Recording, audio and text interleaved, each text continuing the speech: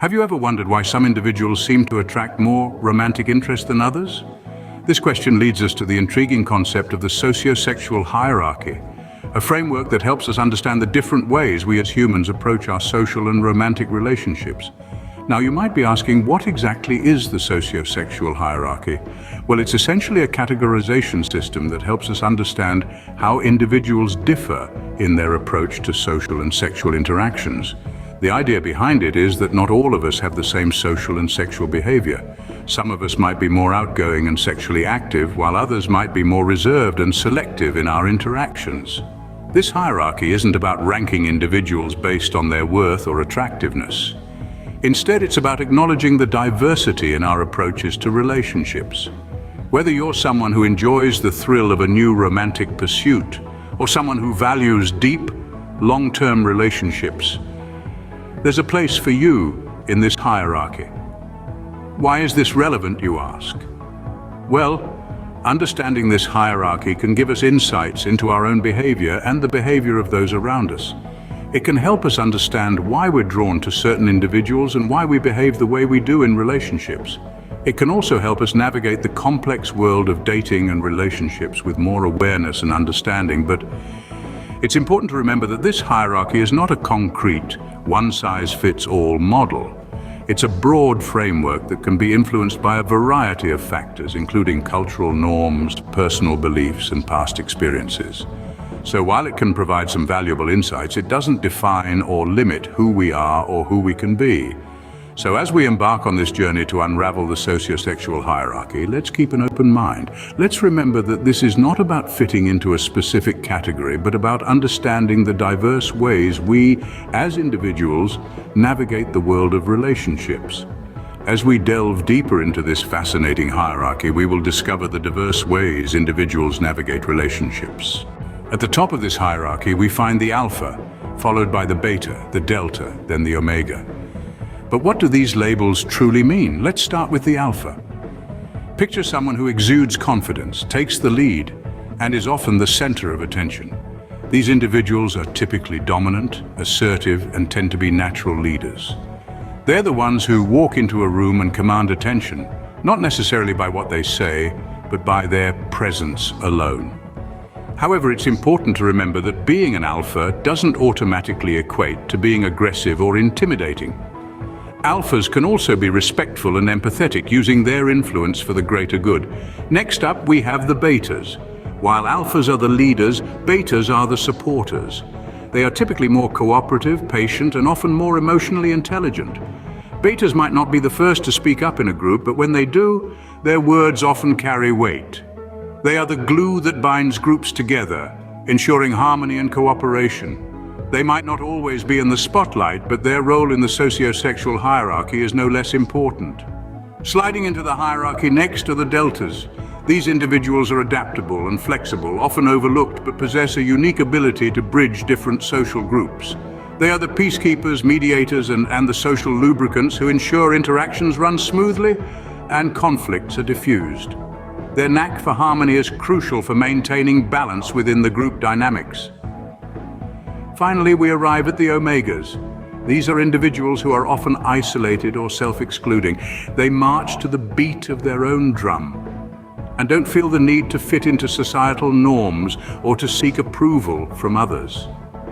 Their independence be perceived as aloofness or awkwardness, but it can also be a sign of self-sufficiency and resilience. Now, it's crucial to remember that these are broad categories, and humans are complex creatures. One person may display traits from multiple categories, or may not fit neatly into any one label. These categories don't define us, but they can help us understand our tendencies and behaviors a bit better. Understanding these categories can shed light on the complex dynamics of human social and romantic interactions. With this understanding, we can navigate the world of social dynamics with a little more insight and a lot more. Beyond the alpha, beta, and omega, we encounter the intriguing sigma and gamma characters. How do they fit into the sociosexual hierarchy?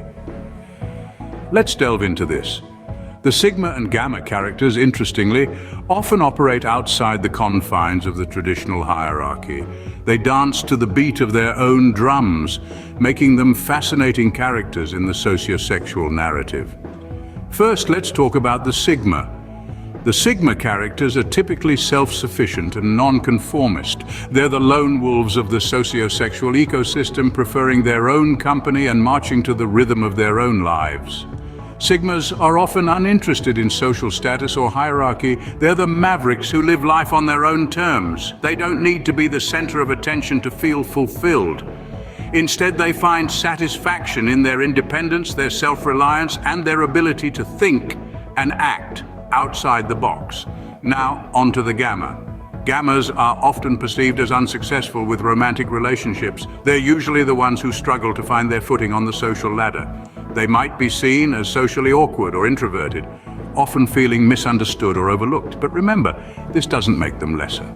Gammas often possess a deep sense of empathy and a unique perspective on the world that others might miss.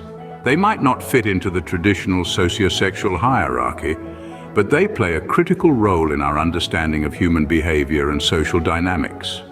In essence, Sigma and Gamma characters challenge our understanding of social and sexual behaviors.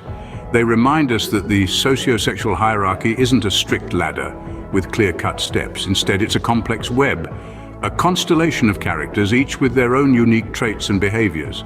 It's not about who's on top or who's at the bottom. It's about understanding the intricate dynamics that shape our social and sexual lives. The Sigma and Gamma characters remind us that the sociosexual hierarchy is not a strict ladder, but a complex web of social and sexual behaviors. Every tier of the sociosexual hierarchy offers its unique perks and pitfalls. What might they be? Let's explore each level, starting with the alpha males. They enjoy the most romantic success relative to other levels, owing to their dominance and assertiveness. However, life at the alpha level is not always perfect, as they often face intense competition and conflict from other alphas, making their position rather stressful. Now let's move on to the beta males, the dependable guys who provide emotional support in relationships. Their empathetic nature makes them ideal partners, but their lack of assertiveness may sometimes result in them being overlooked in favor of more assertive personalities. Next, the omega males. Known for their independence, they have the freedom to live life on their own terms without being bothered by societal norms or expectations.